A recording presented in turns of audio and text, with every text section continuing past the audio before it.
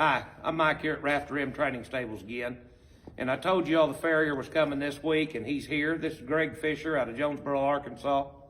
And Greg, a lot of people's asking about shoeing a gaited trail horse.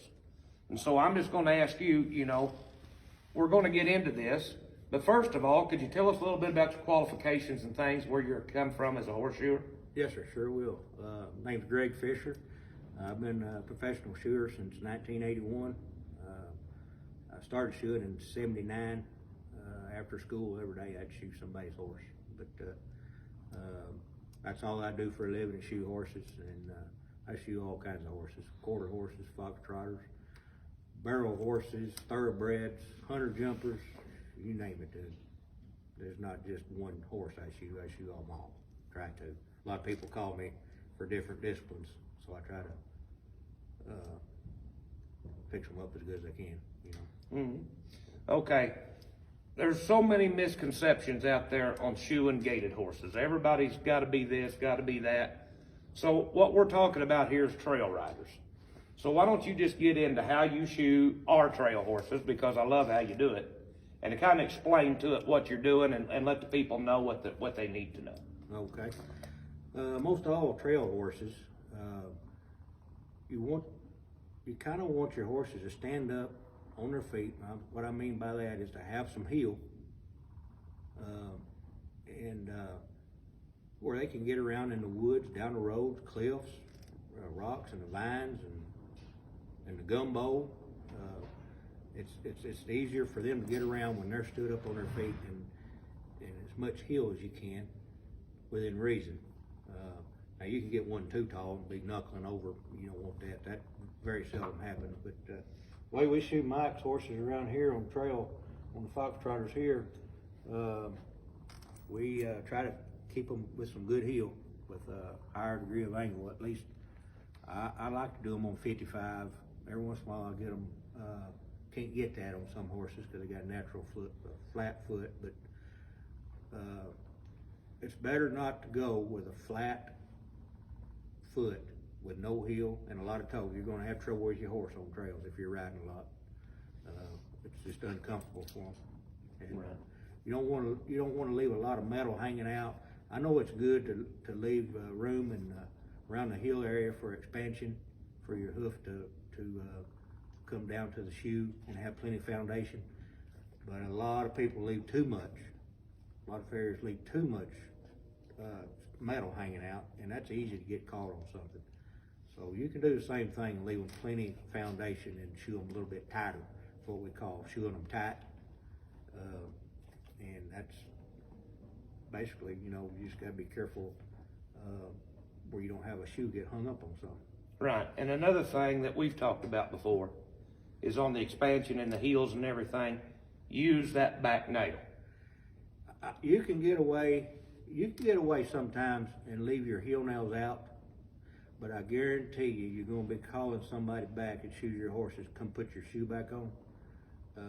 Because if you don't have a heel nail, if you give me 2 good heel nails and a toenail, I can keep a shoe on for a long time. Mm-hmm. If you don't use a heel nail in your shoe, you're going to have a flip-floppy shoe.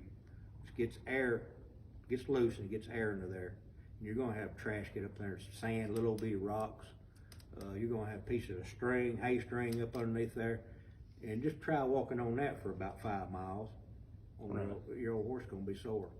So try to put your heel nails in there. A lot of these horseshoeing schools right now is teaching not to put heel nails in. I just don't believe in it.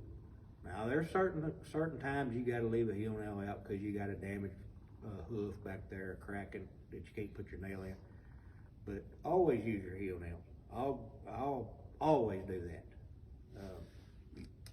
Well, you're going to cripple your horse if you don't have expansion back there.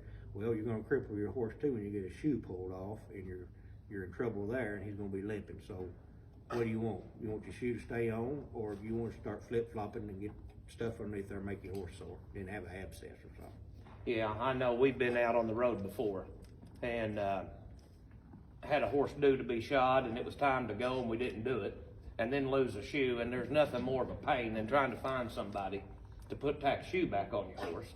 Yeah. And so another big thing that we always do here is if me and Joy know we're going on the road, we make sure the horses that are going, we get Greg up here and say, look, we're fixing to leave. You need to get up here and get these horses shod because we're going on the road and we don't want to be bothered with that.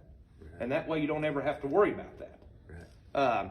The other thing that I really liked about the heel nails is, look, these horses, when it comes down to it, it's kind of fragile deals. You're always looking, when you got that flip-floppy shoe, then you're starting to get into abscesses and things like this, and then that'll knock you out a month or two of trail riding and things like that.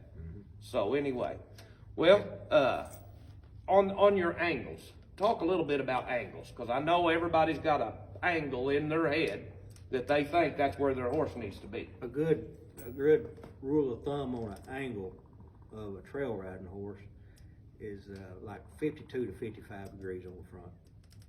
That's a good range, and then you can adjust that if you don't really like that 55 degree. You can lower it just a little bit because a degree means a lot when you lower one or raise one. So it's easy to figure out when you're riding your degree of angle, what your horse is comfortable in. Now, just a generic, just any kind of horse that comes up here when you just need a shot, I try to just keep as much heel as I can, and then go from there. Well, with the breeding the way horses are nowadays, a lot of them don't have no heels. We've bred the foot off the horses through the years. That's right. And we've got, you can get 10 horses lined up out here, tied up to 10 posts out here, and a lot of people don't realize it, but it's very seldom you see 2 front feet that's perfectly the same. One will grow kind of underslung in the heel a little bit, and the other one will be grow a good heel, and so you got to get them both the same where your horse will travel right and go with it on what's comfortable with the horse. I just don't like a horse sitting down in his heel real low and a lot of toe. Right. And no one likes that. Anybody you ask, they don't like that. Right. But there is occasions where you have to do a certain horse a certain way. And a lot of that on the certain horse a certain way has to do a little bit with how God made him. Right. That's right. I think that's what a lot of people get away from. Look at how your horse is built. Look at the angles coming down from the pasterns and the hoof. Take a good strong look at that and then try to make your adjustments, but always remember how the horse is made. Right. Because you're starting to deal with a little bit of nature there. Yeah. So. And then do like you when you got your babies. Kind of look them over when you start halter breaking and messing with your babies. Right. Keep an eye on their feet, and if you got one that's kind of like, it's kind of like going its own way, we'd straighten it up. Right. Well, and what he's talking about is we had a weanling out here, and me and Joy got to looking, and his front leg was crooked. And we talked to our vet about it. Well, yeah, we can do surgery, what have you. And we can. Well, Greg was here, and I brought it in.